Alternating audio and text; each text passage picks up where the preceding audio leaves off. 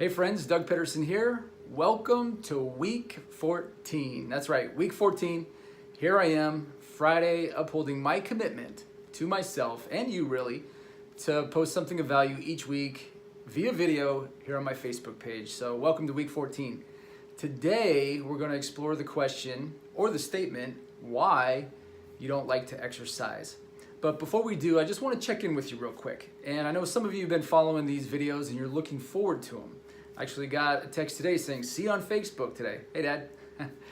But how are you doing with your energy snowball? How are you doing with making a commitment to yourself each day, picking some small practices, at least 3 things, maybe more, stacking them together to really harness some goodness and put that stuff in the bank?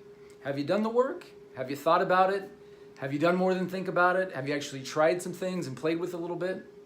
I sure hope so. I really hope that you have, because that's where the real value is. Really trying and exploring new things and seeing how they resonate with you, and then continuing on and just growing those practices and seeing how far you can go in feeling good. All right, so today we're talking about why you don't like to exercise. And some of you I know, the people that I know personally, I know that that you're in the gym. You know, some of you are doing Orange Theory Fitness. I know some people that are doing traditional bodybuilding. I know some people that do CrossFit. And I know some people that just do basic calisthenics and your average workouts, and that's all great. So I'm not necessarily talking to you all, although you might get some benefit out of what we're going to discuss today. I'm talking to the rest of you. I know I've got thousands of people on this Facebook page, and my guess is that many of you don't exercise regularly or might not like to exercise. So I wanted to explore that, all right? So I'm thinking back to my youth when I didn't like to exercise, and I'm thinking back to what those reasons were. And my guess is if you don't like to exercise, it's mainly because you don't see it as a priority. You know, it's not the biggest thing in your life right now that's causing you pain, and you don't necessarily see it as a source of pleasure in your life. It's just not important enough to you. Maybe your career is more important, or making money and paying your bills, or finishing school, or trying to get a girlfriend or have a wife or boyfriend or husband or whatever the case may be. So it's just not a priority for you. That's the first one. The second reason why you don't like to exercise could be that you're just not comfortable with it, right? Maybe it's difficult. You're not a physical person or a physical specimen. You don't see yourself as a stud or strong or as a playful, free, moving being. And you're embarrassed. You're self-conscious about how you move or how you look, or when you get into a gym or an environment where people are open and free with movement, is not comfortable. And so you don't put yourself out there. And so let's talk about each of those really quick and see if we can move the needle a little bit and get you moving, all right? The first thing I wanted to address is the reasons why we need to move, okay? If you're in America, you understand that most of us don't move enough. In fact, we have maybe chronic stagnation happening. A lot of us have desk jobs. A lot of us are in front of computers or in front of a screen somewhere, and we just don't move like we should. And what's the consequences of that, right? We know. It's bad health. It's weight gain. It's chronic tension. It's body aches. I mean, think about it. If you just laid in bed, if anybody's been sick and laid in bed for more than a day, it's very uncomfortable. You have to continue to move and shift and everything else because your body just starts to ache after a while. You were built to move. Regardless of what you think or what your priorities are, your body was built to move and do physical work of some kind, of some intensity over long periods of time, over your whole lifetime, okay? So you have to do it. It's use it or lose it. All right, that's how our bodies work, especially after a certain age. When we're young, our bodies will respond to things just because we have hormones and we've got youth on our side, and the body's working and growing and doing all kinds of things to adapt to the environment. But after a certain age, if you don't use those things, if you don't use your muscles, you don't use your lungs, you don't use your flexibility, that stuff goes, and it goes quick, let me tell you, all right? So there's a real benefit to moving and movement, all right? And it has to do with your health. But it's more than that. It's more than that. It's more than, you should have more than a fear of getting sick or a fear of losing your youth to propel you into movement or to propel you into exercise. And so let's explore that for a minute, all right? Now raise your hand if you remember being a kid, Or raise your hand if you have kids, small kids. And raise your hand if you remember playing all day long with anything that you found. Now, I live in a neighborhood where there's lots of kids. Many of you know I've got two small kids. I've got a 7-year-old son named Andrew. He's amazing. And I've got a 4-year-old daughter named Alina, who's amazing. And I can tell you, by having raised them and spent every day with them and being out in the community with other parents of small kids, is that kids innately know. They just know how to play, right? We knew how to play when we were kids. And we didn't need video games. We didn't need a lot of things. A lot of times the best thing to play with was a stick or a rock or a bike or a skateboard, or another person that you could play tag with or throw things back and forth with or whatever. And it's just in us. That's human conditioning. That's human nature. That's what's natural. You can go online and you can find out the benefits of play for children and adapt it and realize this, the benefits are also true for adults, right? I've seen it written where it says the genius of play for kids. What does it do? It improves self-esteem. It improves their body, their coordination, their balance, which improves cognitive processing. It improves their social skills and their communication skills.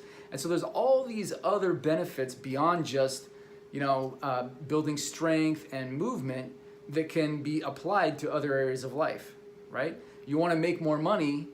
Instead of spending, that extra time in the office, which you might need to do sometimes, but maybe spending more time on your self-care and building up your energy and building up your body to be able to handle those extra hours really from a championship level, where you can really come at those extra hours like a champion would or like an athlete would in championship rounds, if you will, with strength and with confidence, with courage, rather than with fatigue or regret or with frustration, okay? Those are the things that movement, that exercise can provide for us. It can definitely translate into other areas of life. You'll communicate better. You can build better social skills. You can get more self-confidence. You can feel better about yourself, and so you don't need to hide from the exercise. You need to prioritize it, okay? Because life is a marathon. It's not a sprint. And trust me, I'm 45 years old. You don't want to go in your second half of your life being limited by what you can do physically. Once you limit yourself physically, then you start to limit yourself mentally and emotionally, I believe, because they're all connected. And we want to have long, vital lives where we can maximize our contribution, maximize our fulfillment, and have the best of everything that's available to us as long as we're living. High quality of life. That's what I'm talking about. And so you need to exercise. You need to use it. All right? So that's my pitch. I want you to think about those things, make it a priority, turn it into play, and have some fun with it. All right? Movement, that's it. What will that do for you beyond what we just talked about? This is for you overachievers. For those of you that really feel like, you know what? I need to get out there and feel it, but I don't know where to start. By the way, you're only going to feel fully alive, literally, in this body once you start using it. All right? You can get excited, you can get happy, you can be joyful, but once you start putting movement in there with what you're doing, that's when the world opens up. That's when you really feel fully alive. I remember working out with a kid when I got out of the Marines. I was in college, and he was kind of the real brainy type, and he never really felt like he'd had his rite of passage as a man. He didn't have those rituals. He didn't really feel very masculine. I remember he wanted to work out with me, and not that I'm, anybody special, but I taught him things like the deadlift, and I taught him how to weightlift a little bit, and how to feel parts of his body that helped him connect to his masculinity. We need that as guys. You want to feel like you're strong. You want to feel like the protector. You want to engage your masculinity. And if you're not physical, if you're not using your physical body, you're always going to second guess yourself. You're always going to feel like I'm weak in this part, or or whatever. You guys, you know what I'm talking about.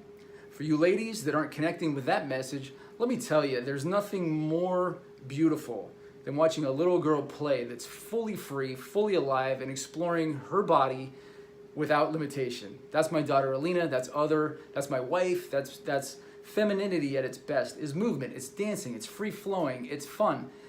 My daughter can be as tired as heck, but then at night she's doing somersaults and trying to do yoga poses that she learned at Montessori school, and she's dancing, and she's doing all kinds of movement to explore her body. Now she's 4, but I can tell you that is very, very good for her because she has a huge smile. She radiates when she does that. And that's for the ladies. You want to feel your most feminine self, then you need to explore your movement, explore freedom, your openness, and all kinds of things. It can be in exercise, it could be in dance, it could be in mobility training, it could be anything where you're moving freely and openly. All right? So think about those things for about 5 seconds and then decide to go do something about it. All right? Move your body. Use it or lose it. All right, guys, 10 minutes, 30 seconds, right on target. Some would say I'm getting good at this, right?